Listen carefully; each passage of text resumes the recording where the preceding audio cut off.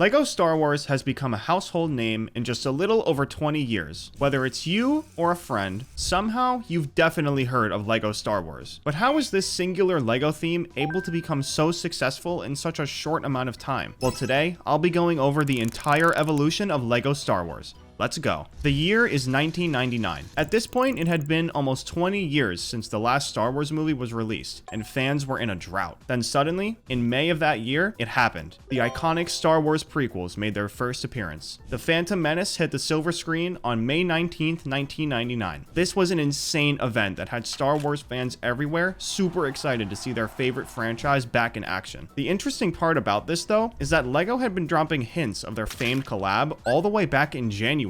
Every year, LEGO releases a catalog telling people what to expect for the upcoming year. In 1999, it was called the Shop at Home catalog, and since the internet wasn't as accessible as it is today, this was the easiest way for LEGO fans to hear any news or announcements. On pages 2 through 7 of the 1999 Shop at Home catalog, LEGO was showing off a bunch of teasers for the soon-to-come theme. Even better than that, though, was the cover. It featured a movie poster level graphic with LEGO Anakin, Qui-Gon Jinn, Darth Maul, and a few pod racers with the words "out of this world action" in the top right. If that wasn't enough to get your attention though, on the left side of the cover there was a Star Wars logo with a minifigure graphic on top of it, and the words pages 2 through 7 right below it. Very mysterious of you, LEGO. All jokes aside though, I can't even imagine how exciting this must have been to read as a LEGO fan back in the day. Just 1 month after this magazine dropped, LEGO and Star Wars officially announced their partnership at the New York International Toy Fair. This was the biggest news since LEGO's initial release all those years ago. Not only was there going to be an entirely new theme for LEGO fans to enjoy, but it was a partnership with one of the most well-known franchises in history. It couldn't have been more perfect. Star Wars has some of the most unique designs in film history, so to be able to remake them at home with something as simple as LEGO bricks was insane. Finally, after 8 months of waiting, the LEGO Star Wars sets hit the shelves. Their first move was the X-Wing. Along with it, there was the TIE Advance, the Y-Wing, B-Wing, Land Speeder, Snow Speeder, and Speeder bikes. LEGO wasn't done though, because just 1 month later, they released the first sets from the newest movie, The Phantom Menace. These included the Lightsaber Duel, Droid Fighter, Naboo Swamp, Anakin's Pod Racer, Naboo Fighter, Sith Infiltrator, Gungan Subfighter, and Mos Espa Pod Racer sets. In just 2 months, they released 15 LEGO Star Wars sets, 8 of which were for the newest movie at the time. This is a rollout that you just don't see anymore. Let's fast forward a little bit to the new millennia, the year 2000. LEGO continued to release sets from the original trilogy and the Phantom Menace, like this A-Wing fighter and the first ever LEGO Slave 1 ship. While this is all well and good, it's nothing compared to what LEGO had planned for that year. We all know about the Ultimate Collector series, right? Well, what if I told you that the one we have today isn't actually the original? That's right, all the way back in 2000,